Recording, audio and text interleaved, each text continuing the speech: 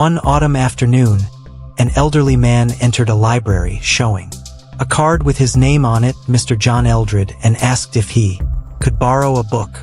"The name of the book I want is the tractate. Middith, it's number 11334, I believe," he said. "But I don't know this library at all. Would someone be able to go and find it for me?" A young man who worked there, Mr. Garrett, was passing, and he answered, "Of course, I'll go and find it for you immediately, sir." Mr. Eldred sat down on a chair near the door to wait. When Mr. Garrett returned, he had to apologize for failing to find the book. "I'm very sorry, Mr. Eldred, but someone has already borrowed that hook." "Are you sure?" replied Mr. Eldred. "Yes, sir," said Garrett. "But if you wait a moment, you'll probably meet the man who has taken it as he leaves the library. Didn't see him very well, but I think he was an elderly man, quite short, wearing a black coat." "It's all right," said Mr. Eldred. "I won't wait now, thank you. Have to go. But I'll come back again tomorrow and perhaps you can find out who has the book." "Of course," replied Garrett, and Eldred left the library quickly. Garrett thought, "I'll just go back to that room and see if I can find the old man. I'll ask him if he can wait a few days for the book, and then I'll give it to Mr. Eldred tomorrow." So he went back to the same room, and when he got there, the book, the tractate Middith, was back in the right place. Garrett felt very bad. "Mr. Eldred hasn't got the book he wants," he said to himself, "because I didn't see it. I'll wait for him tomorrow and give him the book myself." The next morning, he was waiting for Mr. Eldred. "I'm very sorry," he said when Eldred came in, "but I was sure that the old man took the book away with him. If you'll wait for a moment, I'll run and get it for you now." Again Eldred sat down and waited, but this time his wait was very long. After 20 minutes he asked the woman behind the front desk if it was very far to the part of the library where Garrett was looking for the book. "No, not far at all, sir," she answered. "It's odd that he's taking such a long time." And she went to look for Garrett. She came back a few minutes later, looking rather worried. "I'm very sorry, sir, but something has happened to Mr. Garrett," she said. "He suddenly became ill while he was looking for your book, and we have had to send him home." Mr. Eldred was surprised, but he answered politely, "I'm so sorry that Mr. Garrett became ill while he was trying to help me. I'd very much like to go to his house to ask how he is. Could you give me his address?"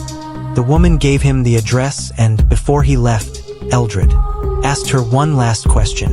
"Did you see an elderly man in a black coat leaving the library soon after I was here yesterday afternoon?"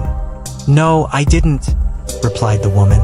"There were only 2 or 3 other men in here yesterday afternoon, and they were all quite young, I think." Mr. Eldred then left for Mr. Garrett's house. He found him in a chair by the fire, looking pale and ill. "I'm so sorry for all the trouble I have caused you," Garrett said. "Don't worry about it," said Eldred. "But what happened in that room? Did you fall? Did you see something?" "Well, yes, I did fall, and it was because I saw something," answered Garrett. "It was just as I went into the room where we keep that book you want." "No, no," said Eldred hurriedly. "Don't tell me now. You will make yourself ill again." "But I'd like to tell someone," answered Garrett. "Not now, young man, not now," said Eldred, standing up quickly. "I'm afraid I must go now," and he moved towards the door. Garrett gave him the exact number of the book, the tractate Middith, so that he could go to the library and find it himself the next day. But Eldred did not appear at the library again. Garrett had another visitor later that day, George Earle, who worked with him.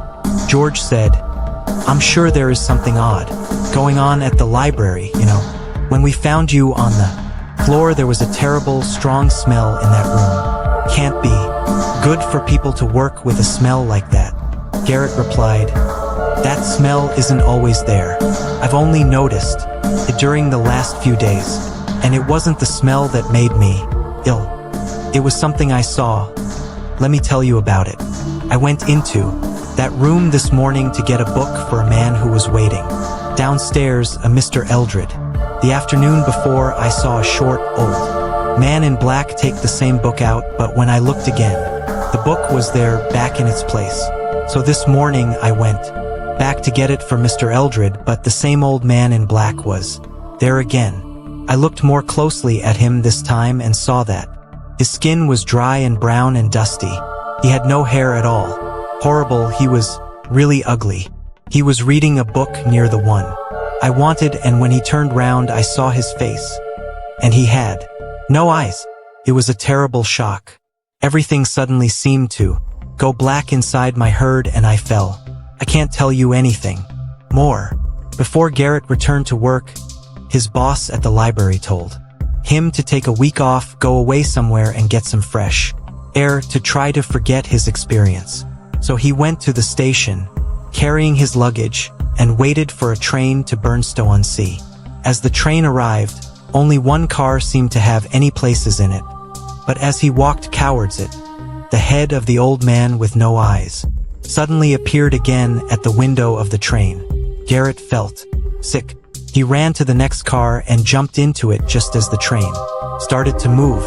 The next thing he knew was that a woman and her daughter were kindly helping him to sit down. They seemed rather worried about him.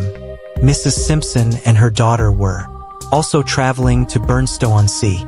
They had an apartment there, and during the journey they invited Garrett to stay with them. They soon became friends and spent a lot of time together. On the third evening of his stay, when Garrett was telling them about his work at the library, the daughter suggested that Garrett might be able to help them with a problem they had. "Yes," said her mother. "We'll tell Mr. Garrett our story and perhaps he'll be able to help us." "I'll certainly try," answered Garrett. "Well," began Mrs. Simpson, "I had an old uncle called Dr. Rant, and when he died he left directions that we should put his body in a special underground room under a field near his house, and that he should wear his ordinary clothes. Since then, many of the country people around there say that they have seen him in his old black coat. Anyway, he's been dead for 20 years now. He had no wife or family, just me, his niece, and my cousin John. He had a lot of money and a big house, and John and I hoped to receive half each when he died. But the day before he died, I was sitting near his bed when he suddenly opened his eyes and said, 'Mary, I've left everything to John in my will, you won't get anything when I die.' This was a shock to me because my husband and I were not rich and we needed the money, but I said nothing because I felt that he wanted to say something more. I was right," he continued, "but Mary, I don't like John and I think my will is wrong. I've decided that you should have everything, but first you'll have to find the letter in which I have written my new will, and I'm not going to tell you where it is, but I will tell you one thing. I've left it in a book, Mary, and the book is not in this house. It's in a place where John can go and find it any time. So, I'll tell you something more that John doesn't know. When I'm dead, you'll find an envelope in my desk with your name on it, and inside it you'll find something that will help you." Well, a few hours later he died, and I wrote to my cousin John Eldred, but of course he has never replied. Meanwhile, we have to continue living in our small apartment here at Burnstow-on-Sea. "Did you say John Eldred?" asked Garrett, amazed. "I saw a man called John Eldred just a few days ago. A thin, elderly man." "Yes, that sounds like him. Where did you see him?" asked Mrs. Simpson. "In a public place," said Garrett. "I don't know if I should tell you where, but what about the envelope?" "Here it is," answered Mrs. Simpson, and she took out a small piece of paper with just 5 numbers on it, 11334. Garrett thought for a moment and then asked, "Do you think Mr. Eldred knows exactly where the book is which contains your uncle's letter?" "Well, I don't know. People say he's always going to library and bookshops, so he must know its name, but probably not where it is," answered Mrs. Simpson. Garrett was silent as he thought about the problem. The next day, Garrett left Burnstone and traveled home by train. He couldn't remember if the book Mr. Eldred wanted so badly had the same library number as the one on Mrs. Simpson's piece of paper, but he knew there were 3 possibilities. January 13th, 34, 11.33.4, or November 3rd, 34. As soon as the train arrived, he went to the library to look. 11.33.4 was in the right place, but November 3rd, 34 was not there. He ran to the front desk and asked the woman there, "Has anyone taken out book number 11.3.34? How would I know? Do you think I can remember all the numbers of books people take out?" The woman replied, "Well, has Mr. Eldred been back here, the old man who was here the day I became ill?" "No, he hasn't been back here himself, but he did send me some money and asked me to send him a book. I couldn't refuse, of course. What would you do if someone sent you money and asked you to do such a thing?" "I suppose I would do the same. Could you show me the ticket Mr. Eldred sent and give me his address, please?" "Here's the ticket," said the woman. "The book is number November 3rd, 34. Isn't that the number you just said you wanted?" "I'm afraid I didn't keep the address." "When did you send the book?" asked Garrett. "At 10:30 this morning." "Good. It's only 1 o'clock now," he thought. But how could he get the address? He thought quickly and then remembered that John Eldred was living in his uncle's house, the house that Mrs. Simpson and her daughter knew was really theirs. And if the dead uncle gave the book with that letter inside it to this library, then it must be on our list.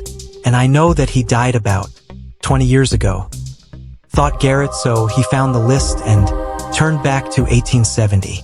There it was, August 14th, 1875, the tractate, Middith, given by Dr. J. Rant of Bretfield House. Garrett looked for Bretfield House on a map. It was about a 2-hour train journey away, he found. He left immediately for the station and caught the train, thinking all the time about what he was going to say to Mr. Eldred about the book and about why he wanted to take it back with him. When he arrived at Bretfield Station, he started walking quickly towards the house, hoping that he would arrive there before the book did. Suddenly, Garrett saw a taxi with 2 men in it, just leaving the station, going in the same direction as he was. He recognized John Eldred and thought to himself, "He's been to the station to collect the book which the library sent him this morning." He stopped and looked towards the taxi. Eldred was getting out of it, and the driver was moving away slowly up the road. Eldred followed it on foot. As he walked, something fell from his pocket, a box of matches. He continued walking. It was getting dark. The light was going now. Eldred was walking slowly, but Garrett could see that he was turning the pages of the book, looking for something. He then stopped and felt in all his pockets. He looked annoyed when he found that the box of matches was not there. He was just about to tear a page from the book when suddenly something small and dark ran out from behind a tree. 2 strong black arms caught him round the head and neck. There was no sound. Eldred fought wildly but silently with his arms and legs. Then it was over. Eldred lay there, alone on the road. Garrett shouted and started to run towards the body. Another man who was working in a field near the road ran over to help, but Eldred was already dead. Later, the police and the lawyers asked Garrett many questions, but he could only repeat, "Someone attacked Mr. Eldred just as he was going to tear a page from his book."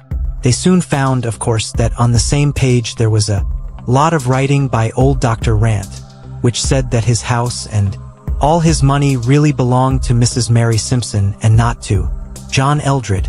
And it is not very difficult to imagine how William Garrett was soon able to leave his job at the library to become the next owner of Bretfield House with his wife, Mrs. Simpson's daughter.